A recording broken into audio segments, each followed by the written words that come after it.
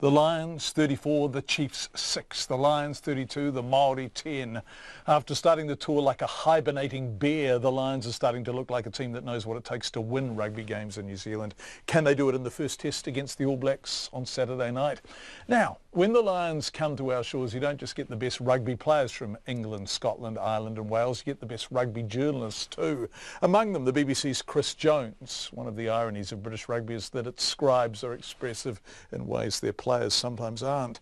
But by closing the Crusaders, Māori and Chiefs down, by playing tight, taciturn rugby, the Lions have also been winning, and winning is what they're here to do.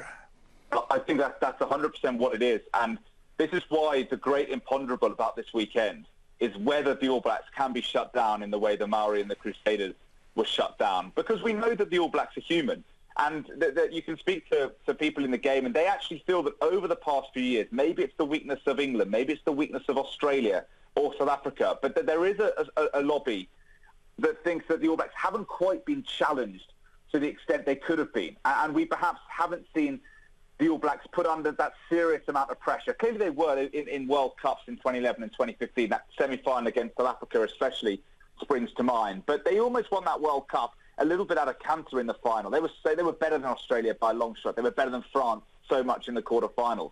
And so I think what Warren Gatland and Lions supporters will be hoping is that the Lions can put them under a degree of pressure and scrutiny in certain areas of their game they just don't get on a weekly basis, either internationally or in their club game. It might not be enough. Look, it probably won't be enough. The All Blacks are a sublime attacking machine. But the positive or the reasons for encouragement from a Lions point of view are that what they did to a Crusaders team that we spent all week talking up, John. We spent all week going, look at this Crusaders team. They've got a great touch vibe. They've got backs to die for. The Maori, look at Nihi Milner-Skada. They've got Charlie Nathai. They've got Damien McKenzie. The list went on, and then nothing happened. The Lions just completely nullified them. So I think this is, for all the talk, and that I know that some New Zealand fans and New Zealand journalists aren't too happy about the style of play the Lions have been exhibiting.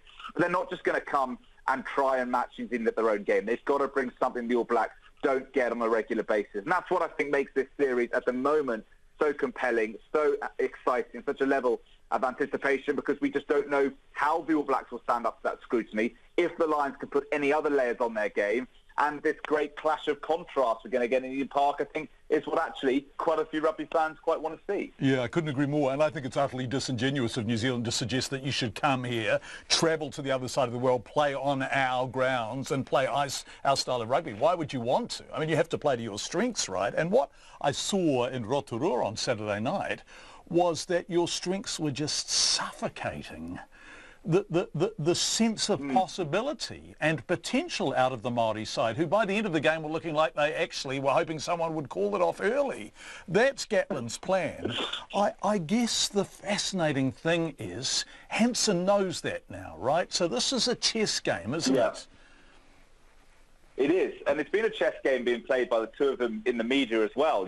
Hansen certainly got the upper hand last week when he almost broke a story on behalf of the UK and Irish press by saying that that the Lions were calling out 5 or 6 new recruits. And even though a few of us had heard whispers about that, we certainly hadn't gone on air or to print with it. So Hansen got in there first. I mean, he's got a job in journalism if it all goes wrong on the coaching front. And so Gatland was put on the back foot by that. Then Gatland's come out and said, oh, the New Zealanders used this illegal tactic and that illegal tactic.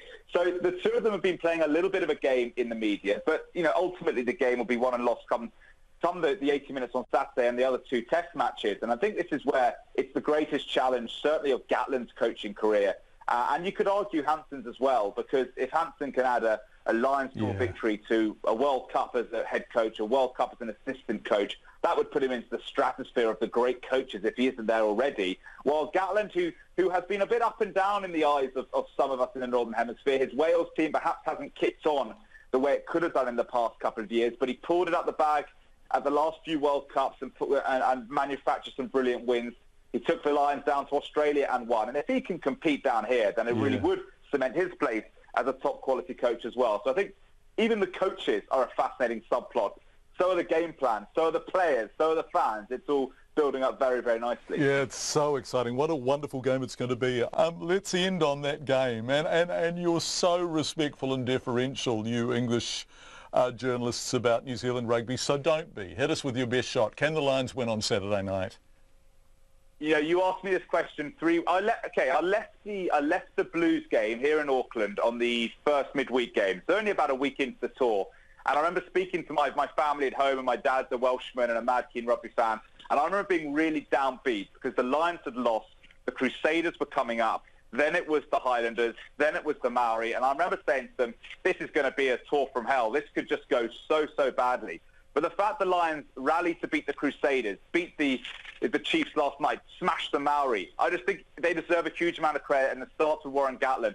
So it's a long way round of me saying, if you'd asked me a couple of weeks ago, no chance. But going into Saturday, I give the Lions a 30% shot, and I think a 30% shot is a lot more than a lot of Lions fans would have thought perhaps a month ago.